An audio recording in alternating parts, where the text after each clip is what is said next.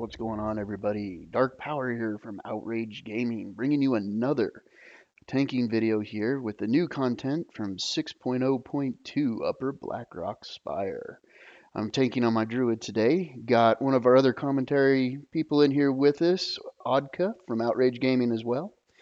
What we're going to do is this is the revamped dungeon from Upper and Lower Black Rock Spire. Now, it used to be that when you came in, you had the option to go to Lower Black Rock Spire, but now you're going to be instantly transported into the Upper Black Rock right at the entrance.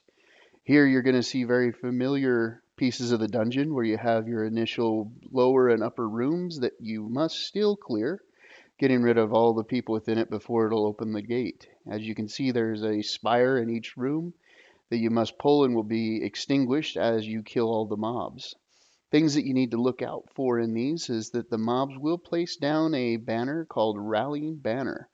This banner will send out a nice little red circle that gets bigger and bigger. If this circle is allowed to reach any of the other mobs within the dungeon before you kill it, it will pull them, and then you will have almost an instant wipe.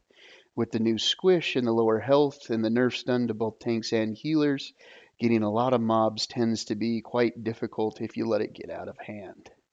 Some of the other things that you're going to have to watch out for, there's these hunters that are in here that are called lead belchers. These guys are a ranged mob. They'll stand back and do some shooting damage, but what you really want to look out for is, see in the upper left-hand corner here is this little inactive Sentry Cannon. Well, these hunters, what they will do is they will run over to this cannon and they will activate it. This cannon will then choose a random party member and start blowing up some major damage on them. Thing is that as a tank, you'll want to look out for this. If you can interrupt the lead belcher, do so.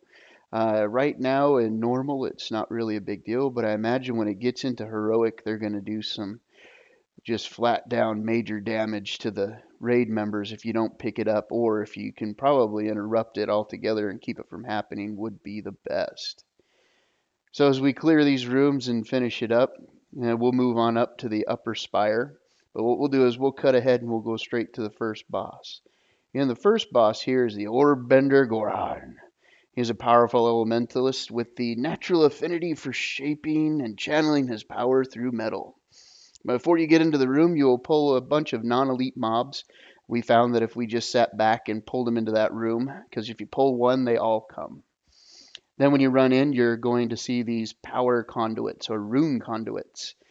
You're going to want to deactivate all of these so that it'll release the boss. Kind of like it used to be the elemental fire boss that was in here before. Now you just have to release these.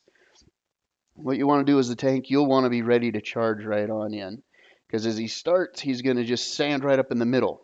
Things that you'll want to do is kind of pull to the back, face him away from the raid. He's going to do a couple of abilities. One is going to be called Power Conduit. What's going to happen is he'll cause a nice little channeled shield around him where you'll see it link off to one of the rune conduits where it's happening right here. One of your raid members will have to jump down and deactivate it because this conduit will prevent him from taking damage. Right now it's 14% damage reduction for every conduit that he has up. What's going to happen is that every time it casts, you see here is that it's going to split off to 2. So now he's taking 28% less damage. The longer the fight goes on, the less damage he'll take, and of course the more damage you're going to take, because in the bottom of the floor is this electric pulse. It's that orb you see going around the room right there, and it does an AoE damage. Right now it's 1 in normal, but in heroic it's going to be 2.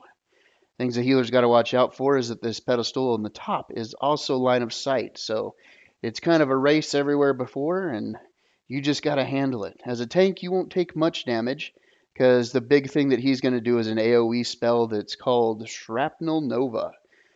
Just watch your cooldowns, make sure you pop them on time. This does ignore armor as a tank, so you should be aware of that. Moving into the second room, it's where the eggs used to be in the nice Leroy Jenkins, where you used to have to crack open the eggs. Now you'll find that the majority or almost all the eggs are gone. They no longer activate little whelps, so you don't have to worry. What you do have to look out for are 2 mob packs that you must pull, and there are these abominations. Now, the other 2 adds are not a big deal, but as you can see, I'm standing in a line of fire. Well, that causes a disorientation for the tank, so you must move out of it. The abominations are the only ones that do it here in the mob packs, so you're going to kind of want to focus them down first if you can. We focused down the other ones because this was kind of our first run in here and we weren't sure. So now as we get to the boss, Kyrak. He was the last of Nefarian's twisted experiments that was let go by the Iron Horde as long as he found a way to protect the old black dragon eggs. He is also accompanied by 2 of the abominations, so you're going to have twice the amount of those disorienting fire blasts that you've got to look out for and move out of the way. Try to focus down these abominations because while you're in this is phase 1. During phase 1, the boss will do a debilitating fixation, which where he'll focus on one of your raid members.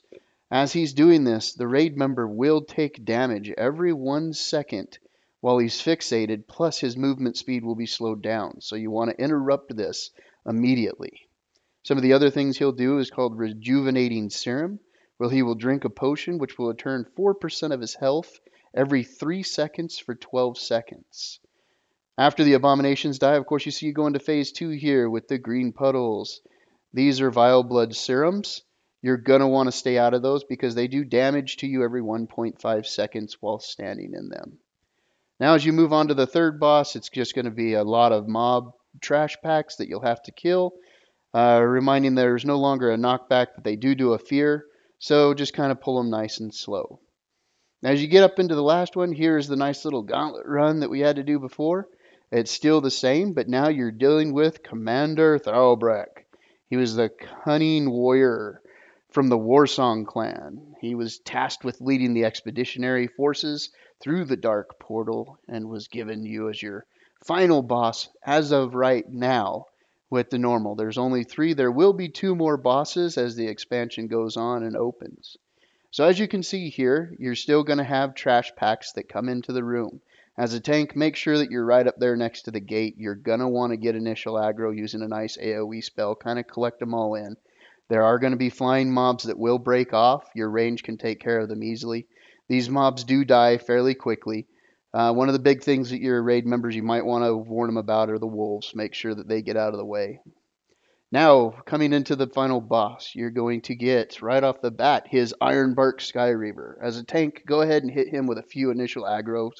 As a bear, just get a swipe in, get a hit, do what you need to do. The boss will jump on his back, as you see here, and you're going to have to point him away because the Skyreaver does 2 effects. He's going to do an incinerating breath, which you saw there, and you don't want that going through. Once you get him down so far, the boss will jump off. You're going to want to pick him up because you will not have initial aggro on him.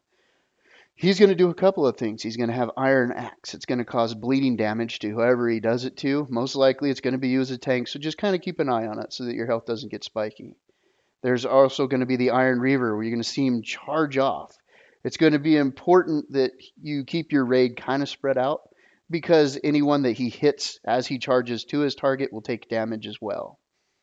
You're also seeing it right now is that whirling axe is called the Imbued Iron Axe. He throws this whirling axe that will do damage to any nearby players. So not only you, but as well as your raid party should kind of keep an eye on it and make sure that you stand out of the way. Another thing that the boss is going to do is going to be called Iron Rage. You'll see him enrage himself where he'll start doing 50% more damage. Right now we found it to be pretty manageable, but you want to keep an eye on it. That's our first 3 bosses for Upper Black Rock Spire. So if you liked this guide and you thought it was helpful, please give the subscribe and like button a hit, and we'll see you on the next one. Good luck and have fun.